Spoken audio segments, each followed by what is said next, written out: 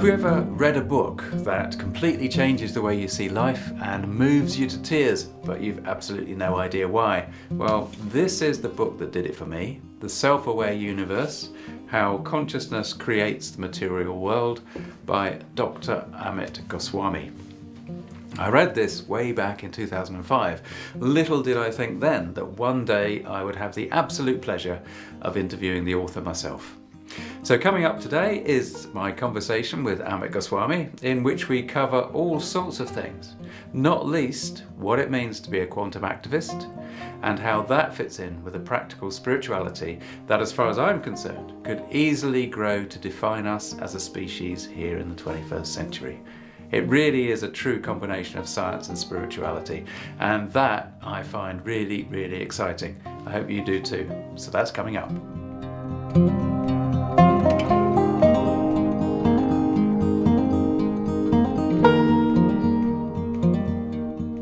Hello there, my name's Tim Walter. I'm a house healer and an alternative life coach. Welcome to the channel. Here we talk about a practical spirituality as a way to find peace, balance and harmony in life. We do that by using mindfulness, meditation and dowsing.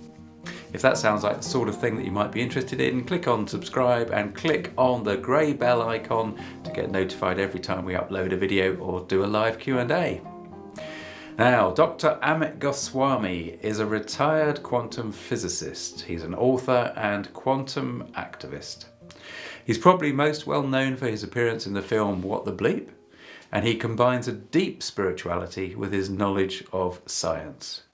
No matter where you currently are on your path of spiritual discovery, stay tuned, have a look at this interview and see how Amit Goswami can help you join the dots and answer some of the big questions about life you may have been asking for some time. Questions about the role of free will.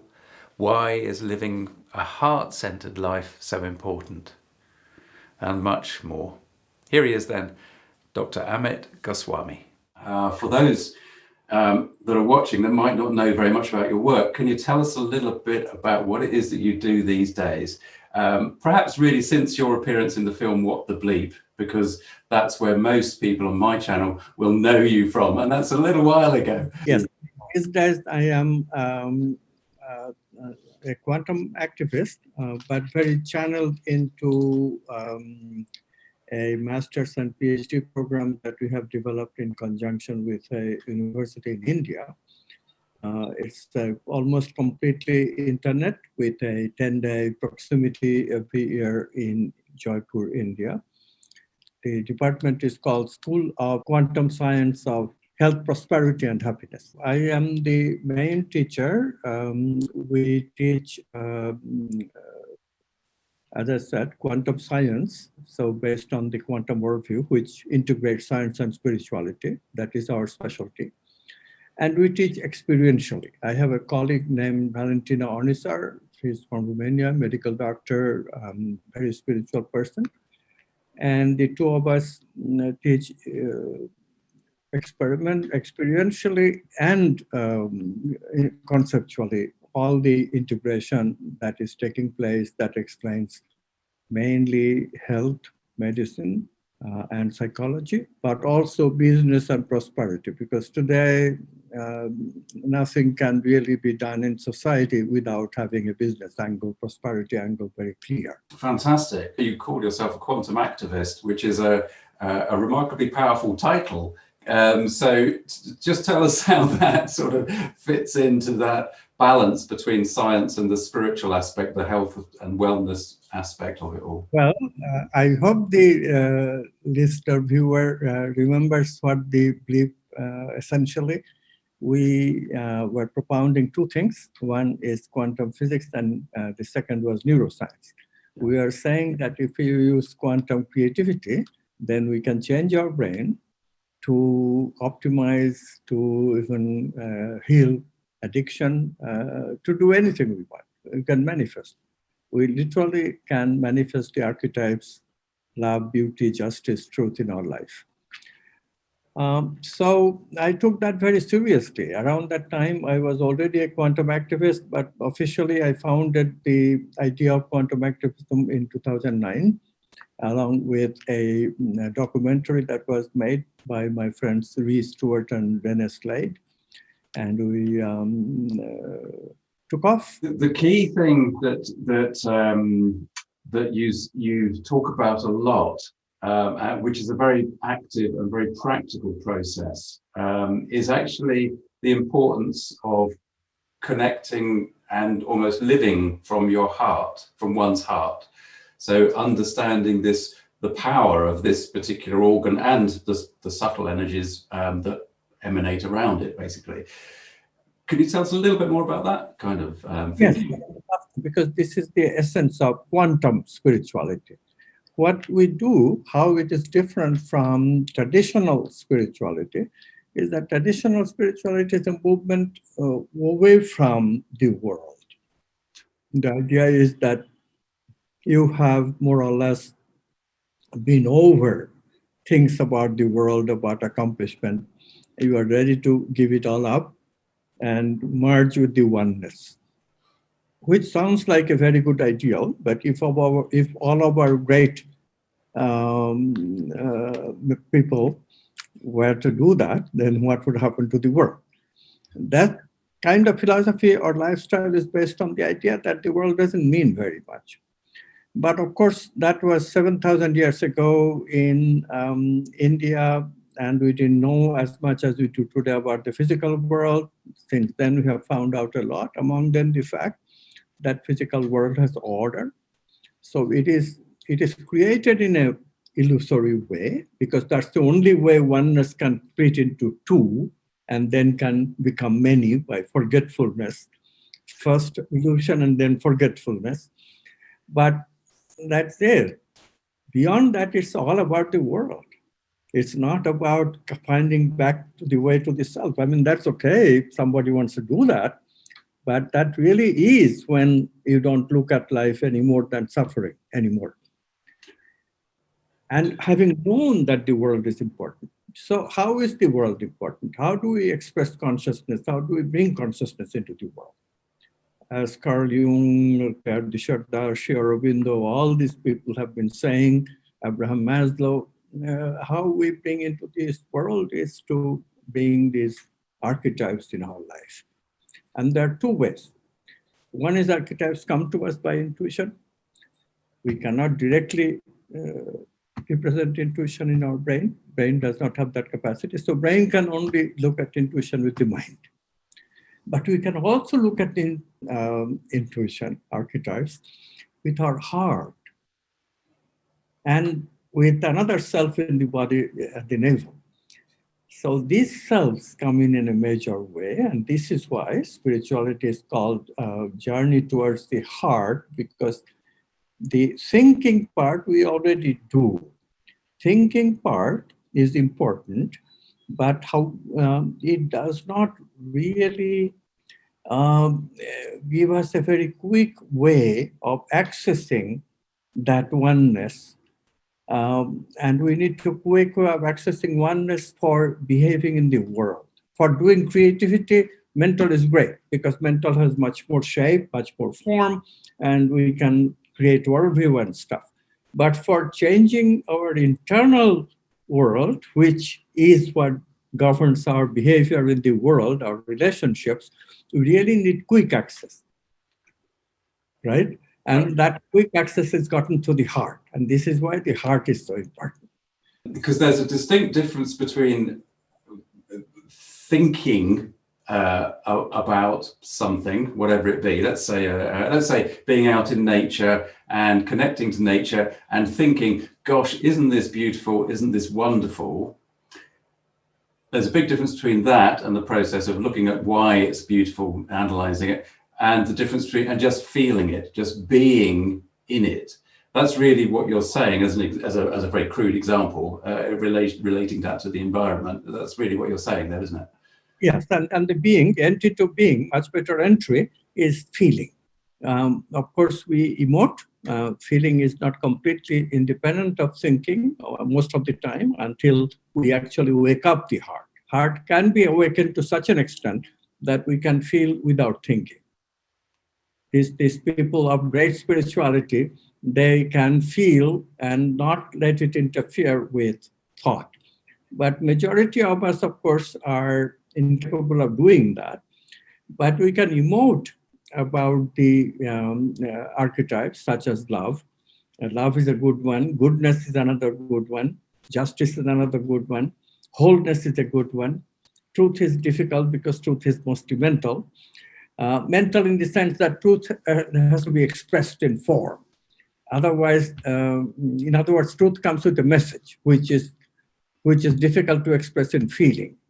But so truth requires a lot of mental effort. This is why ancient teachings were so much skewed towards truth, because they were more in male dominated and thinking dominated.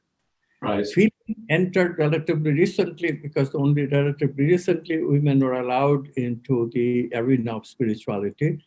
And of course, there are men like Saint Francis of Assisi, and there have been men in the Indian tradition as well, but they have been rare.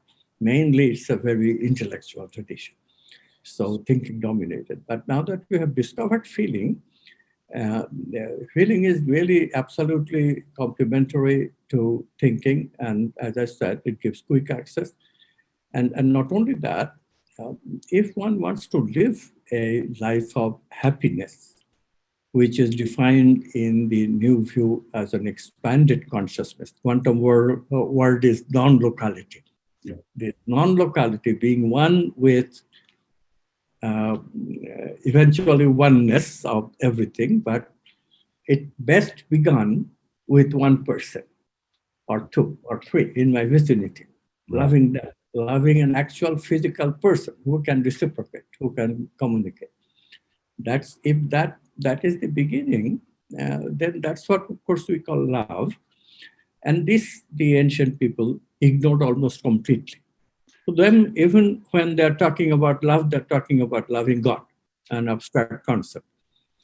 But now that we have all those things much more understood, and vital energies are much more understood, not only we can now do Indian yoga and pranayama practices, but Chinese practices have come in a major way recently.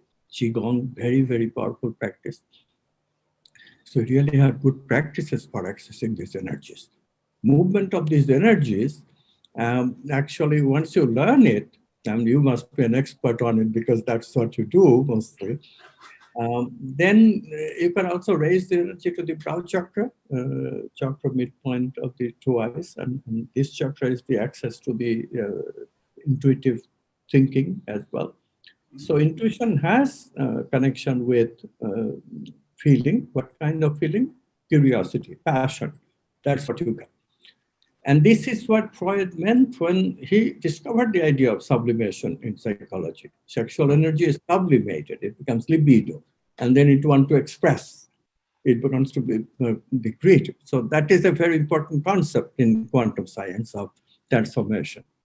In this way, we really use a lot of energetic aspects and exercises. And of course, healing mainly is energetic work, because healing begins with, disease begins with blockages of these vital energy movements in the body. Yeah. One of the things that is very clear from what you're saying is that you're, as a scientist, albeit a very spiritually orientated scientist, you are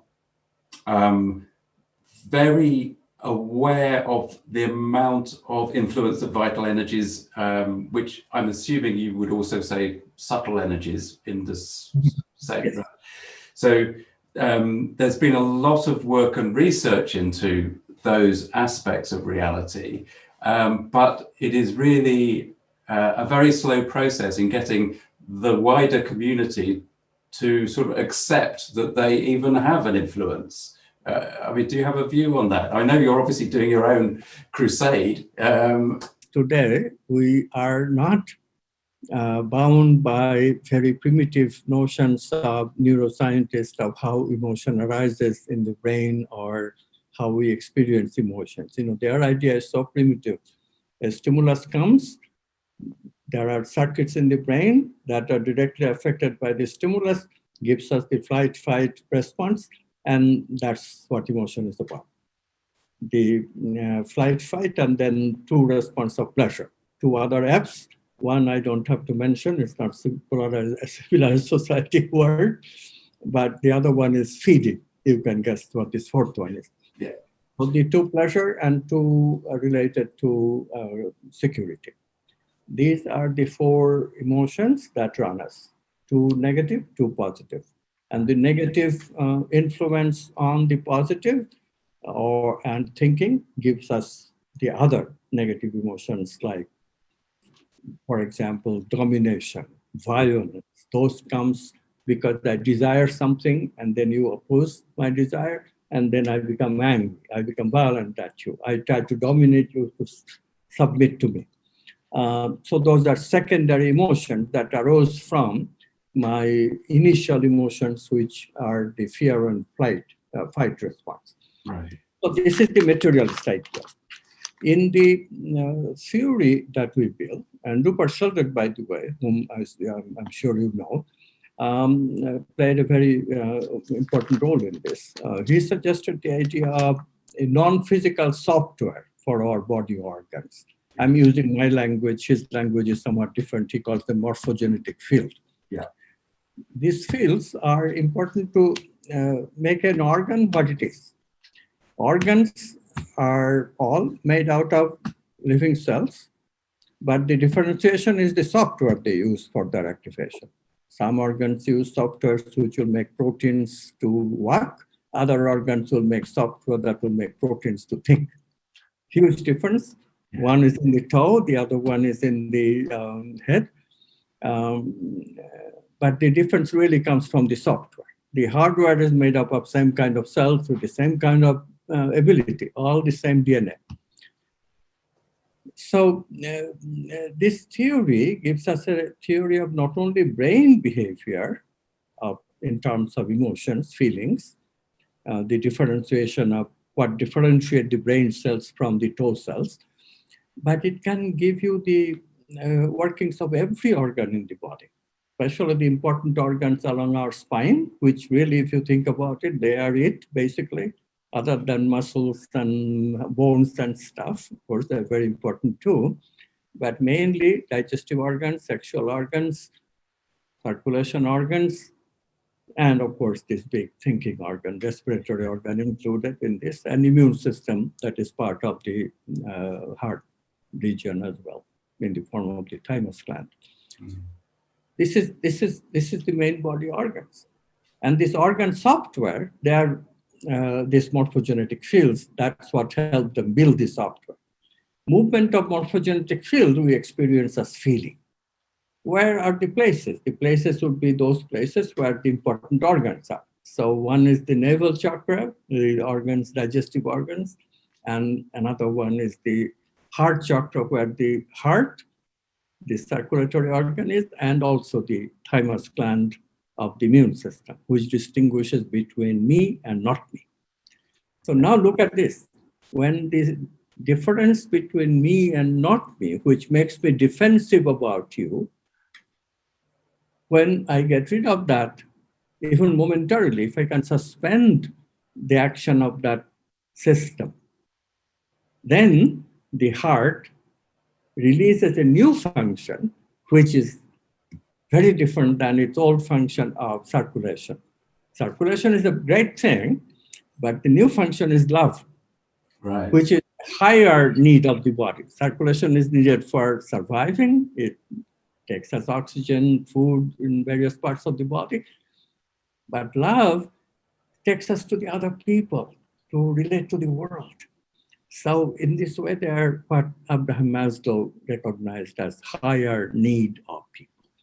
So people who are waked up to their higher need, who have higher needs as the focus of their life, meaning and purpose, it is imperative for them that they not only are into the emotional states that brain is capable of, namely those emotions you already mentioned, but also what you call noble emotion that comes from the heart, that comes from the navel, that comes from the throat, body organs.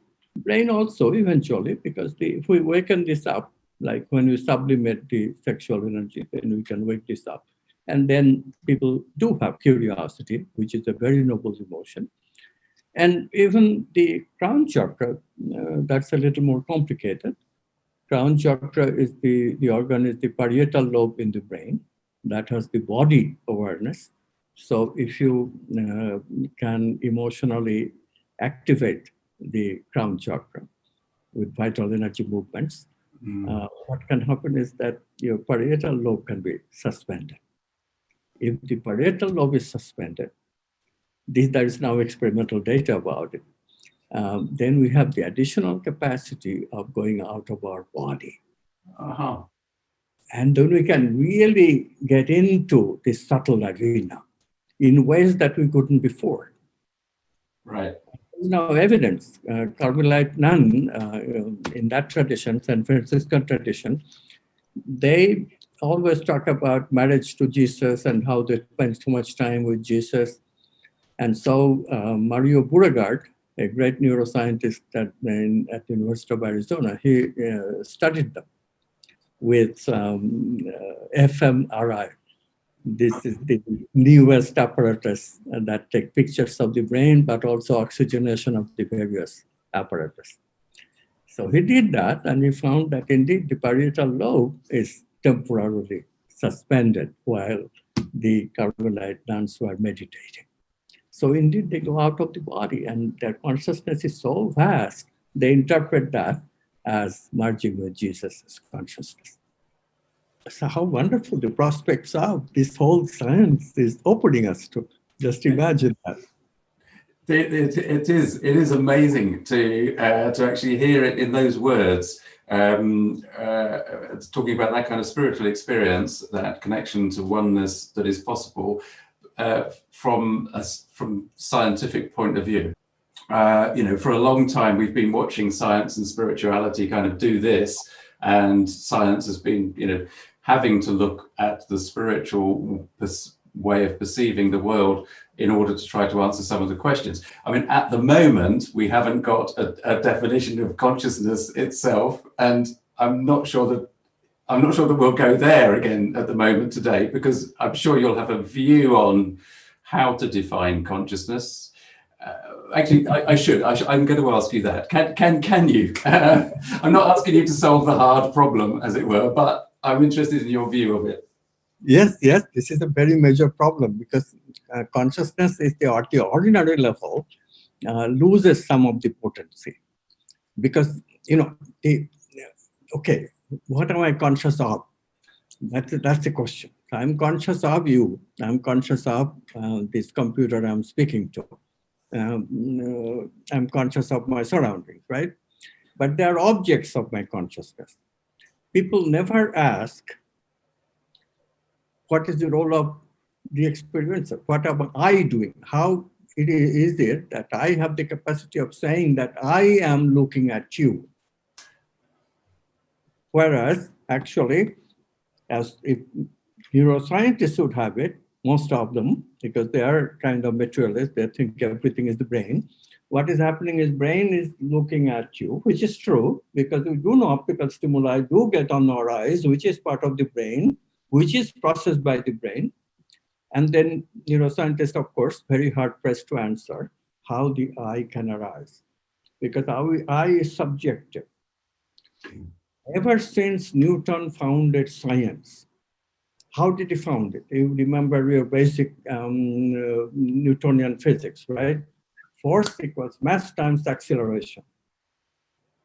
Whose mass? Object. Whose acceleration? Object. Force acts on what? Object. So it's a science of objects. We never, ever been able to make a science of the subject. And this is such a riddle to most scientists even today, because they don't know about quantum physics. They don't know that in quantum physics, the objects are not objects anymore of the Newtonian kind. Objects are instead possibilities. And electron is the object of possibility with many positions in which it can manifest. And the question is, who chooses those positions?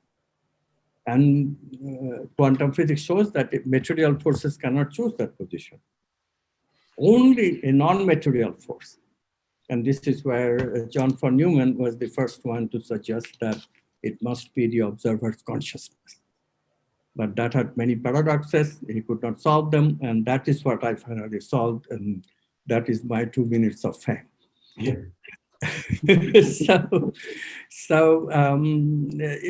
But the point is that it is really not the fame, but it is the lasting contribution quantum science makes in our understanding of how consciousness enters science and how we can make a science based on consciousness.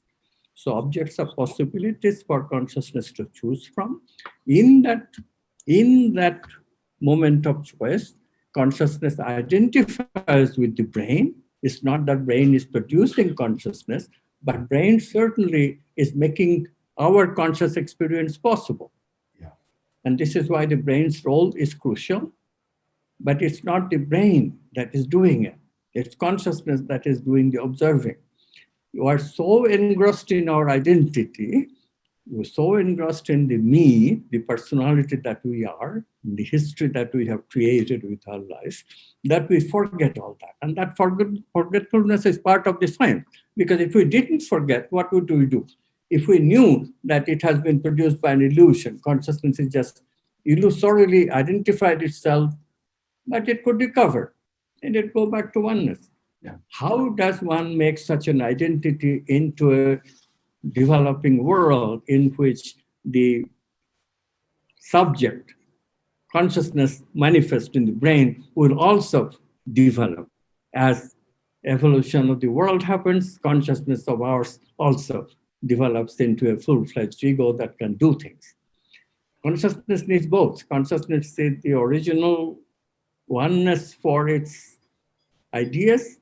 Those are the archetypes, but consciousness needs the way of manifesting and propagating it. In the process, we produce this conditioning of consciousness that we call ego.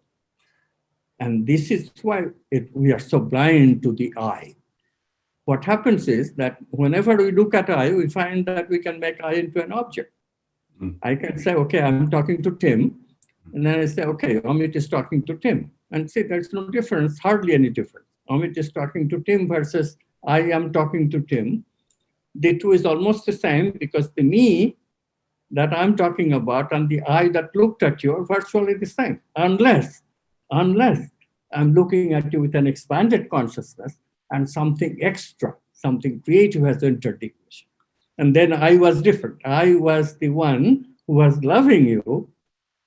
And then I became me, but that me cannot love you. Me is just an object. See? So in this way, we really can explain now what is the reason that people objectify consciousness, what is the reason they're so obtuse in understanding consciousness. Invariably, when people are asking what is consciousness, they're expecting an explanation of consciousness as an object. This is why majority of scientists call consciousness a quantum field or something of an object to look at. They just cannot fathom that, no, it's beyond the object, it's the experiencer of the object. Because the difference of the experiencer and the experienced I, me, is so little for them. They never experience an expanded consciousness. You have, I have. So people really are of two kinds today. This polarization has never been more pronounced than ever before, because before people had more experience of this I through religious practices that people did, through morality, through loving others, through more nature in their life. Today life is so mechanical that people just don't have the opportunity, except in their childhood, for this elevated consciousness. And that is really the danger that we are facing in every country of the world. You're especially, I live in the United States most of the time, they're especially these rational mind countries. They are really suffering because the consciousness has become so constricted for people. Right.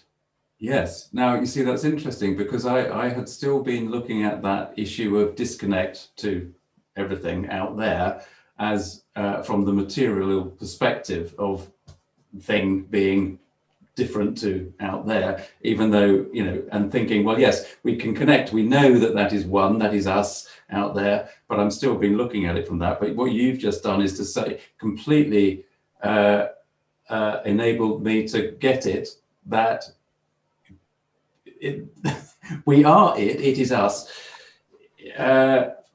But our disconnect is caused by that restrictive thinking, the remaining in the first level of usage of the body, effectively, which is what you described earlier on, without going to the secondary layer of starting to connect and work with it, the expanded consciousness point of view from a human perspective.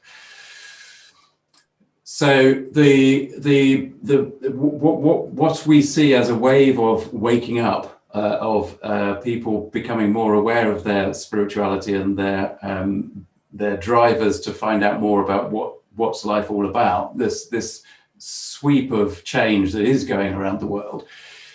Do you feel that that is the non-local consciousness? I mean, we can use the word God,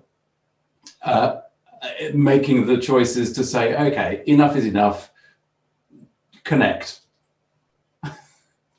Yeah, it's not that simple though. I mean, the problem is that the quantum science also tells us, and the spiritual traditions knew this. I don't know if you have read Bhagavad Gita, you probably have. In the Bhagavad Gita, at the end of this wonderful treatise, which tells you how to live a spiritual life, by the way, it's very conducive with your quantum life that we suggest people live. And Krishna, the protagonist, the great teacher, is telling the disciple Arjuna, okay, I have taught you everything, but now it's your choice. And that's the problem.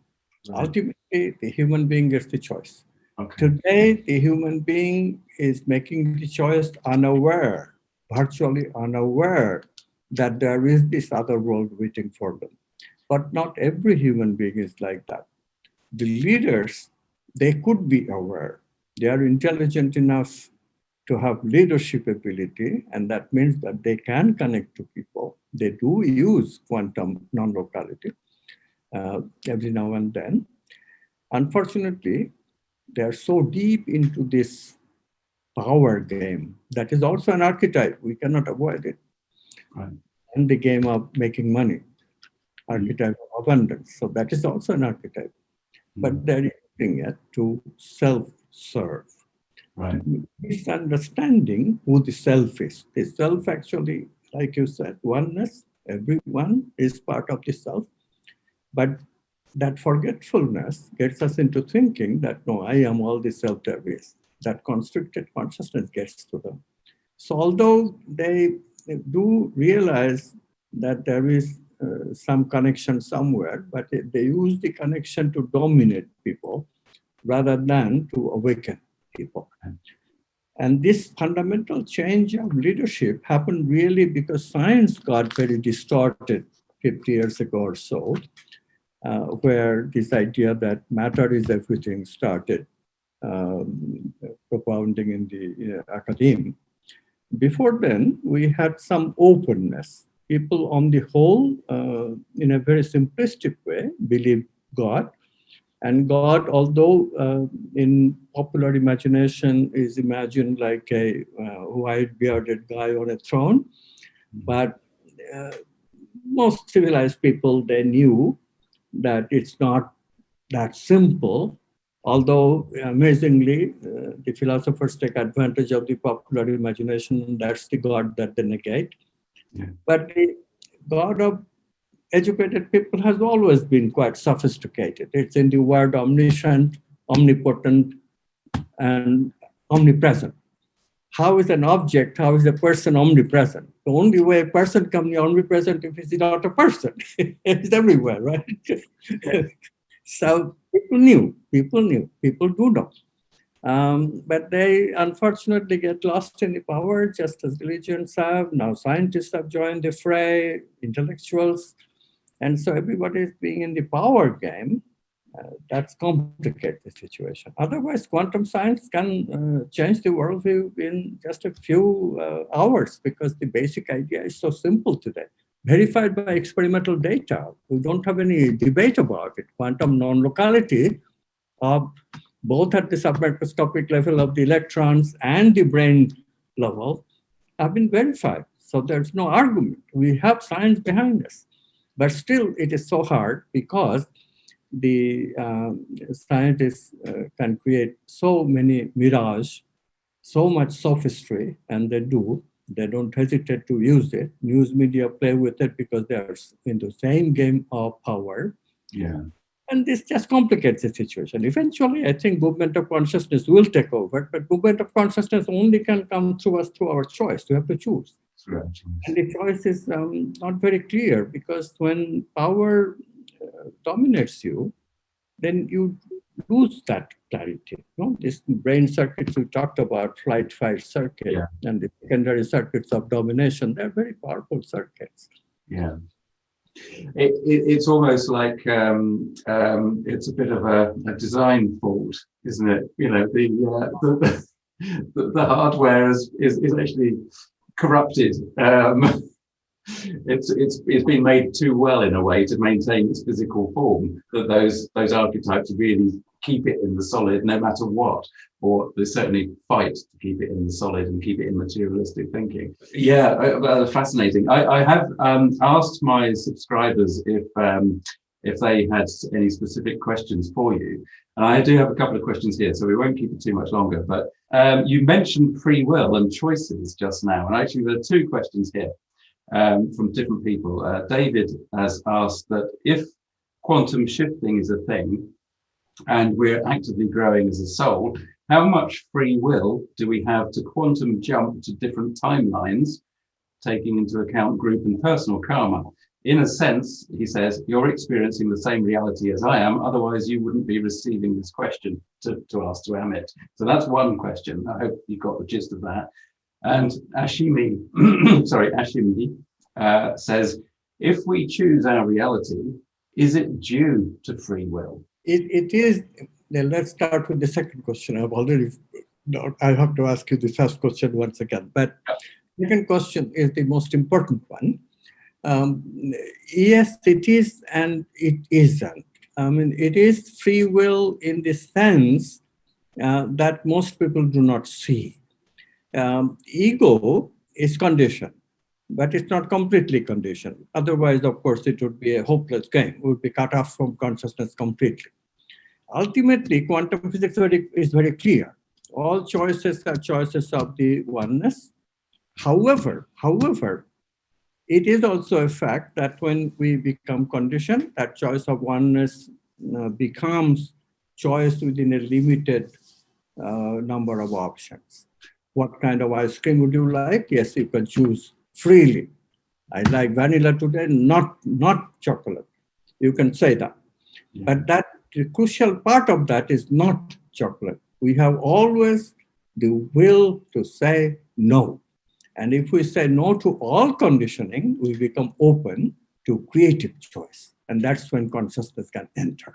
That's when consciousness can act in a capacity where anything is possible within physical laws. I mean, of course, nobody can create matter. That is not, physical law does not permit it. The hardware laws always stay. You cannot violate the hardware laws. The software laws, they are laws which allow creativity, and there is a lot of flexibility there. Creativity is a process. We can scientifically talk about the process, but what we create is where we can put our personal touch. I create me in a very personal way. I also can create a book in a very personal way. I can create a piece of music in a personal way. When Beatles are creating All We Need Is Love, they are not creating something that existed before. They're creating a new idea. This is how that song got into the whole movement of the hippies, right? Yes. The reason that people touch us with such beautiful piece of art, poem, or even science is because they connect us deeply with the archetype. The archetype is the connection. We all love the archetype of beauty, so when we hear a beautiful song, we appreciate it. Our heart warms up and we connect. Similarly, Einstein's relativity, when we look at it, we are touched, and archetype of truth, we know this is truth. And so we revere Einstein. We don't have to be a scientist to revere Einstein or Newton. We revere anyway because we know they discovered truth. So in this way, whenever we do the same thing, whenever we explore the archetypes, we momentarily become an Einstein, become a Beatle, become a Mahatma Gandhi, become capable of doing anything. We can manifest anything. And this is what people miss. But they have to come out of that constricted consciousness. Say no to constricted consciousness, engage the creative process. Anyone can manifest virtually anything in their life within, as I said, no violation of hardware laws. Yeah, yeah, and immediately I'm thinking of the amount of restriction and constriction that fear, as one of those massive archetypes, the amount of constriction that causes in so many people's lives. And that's really what you're saying. Once you can get over that fear, put that to one side, then you're really opening up possibilities, or opening yourself to the ability to make choices of the infinite possibilities. So yeah, that's that thing. There is a very easy way. I mean, this is the hard way of thinking way. But if you, on the other hand, enter the hard way, then look at the situation. It's not so hard, because then I learned the trick of getting into my heart. And then that is greater consciousness. I fall into the greater consciousness. And then no longer I become limited, me-centered I, but I become all the people who are working with me. And therefore the power of I all of a sudden is multiplied umpteenth times, depending on how open I am. And that power is much easier to manifest things with than the constricted I. So the quantum leader does not depend on the individual I to get things moving. Quantum leader tries to expand the I to include others. And in that process, quantum leader gets to do things which would be impossible for a single individual to ever even think of accomplishing. This is how Gandhi can move the British Empire. This is how Martin Luther King can think of making a change in racism in America. These are very established institutions. You can only read about them in history today, but the point is that they did impossible things. And these impossible things become possible because their heart was open. They're not depending on their individual consciousness. That's definitely food for. I'm going to allow that to sink in. That one, that's great. I'll just repeat that question from David. I think you've covered it anyway. I think, to be honest, what he said was, if quantum shifting is a thing, in other words, jumping timelines or jumping reality in the possibilities. How much free will do we have to quantum jump to different timelines, taking into account group and personal karma? Yeah, so the personal karma is very important. They create the obstruction. But most of personal karma that we bring are the obstacles that we have created for millennia, sometimes, against these archetypes.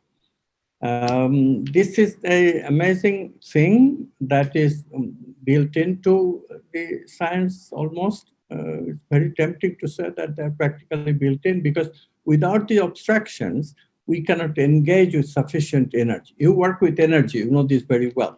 How important it is for a person to suffer, because suffer is an obstruction of the movement of vital energy, and suffering makes people wake up to the fact that I got to do something. That resolve comes out of suffering.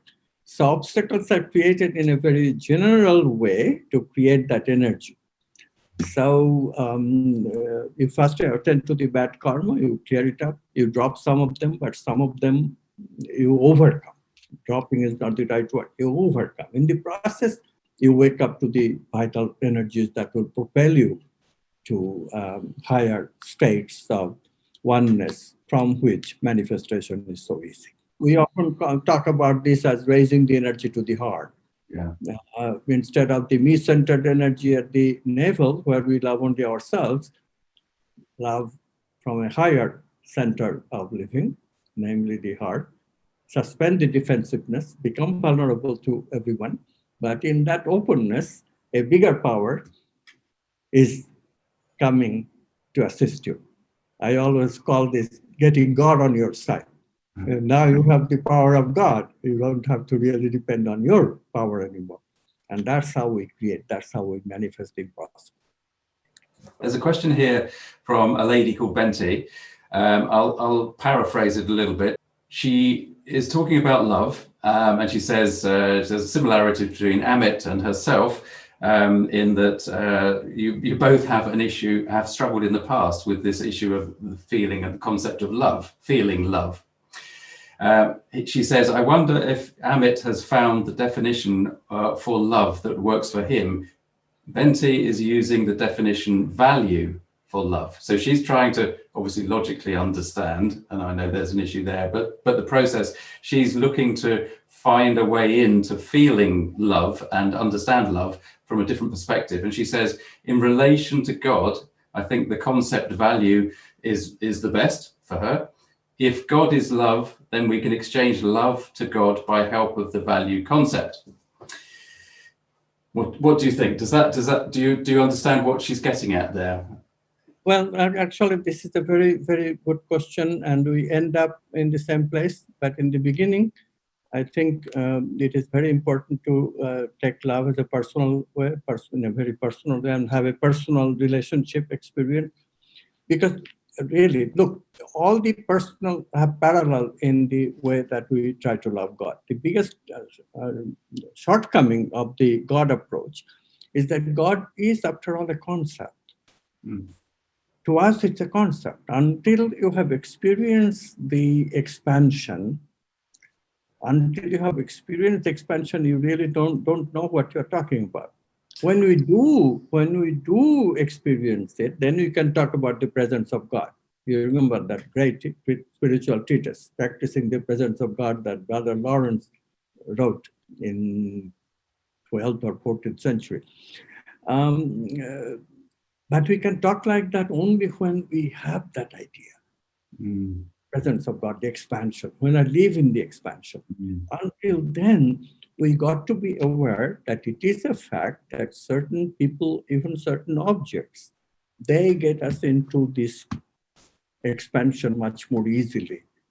If I have a loved one, even romantic love, that poor guy James Bond is in, a fictional character, even that kind of love, he can give his life for the loved one for that 6 weeks of his entombment, right? He can do that. Why? Because he is capable of leaving his self-interest for her sake in that time. So even ordinary consciousness can become heroic if they are in love, so to speak. And then as one explores it, as one explores the personal love, the capacity goes up for expanded consciousness. And then it is much easier to just love the expansion. No longer a person is needed. I can use a flower for the expansion to initiate the process. I can use a sunset to initiate the process. I don't even need a person. Of course, a person is still wonderful. This is why we have teachers and inspiring people in our lives.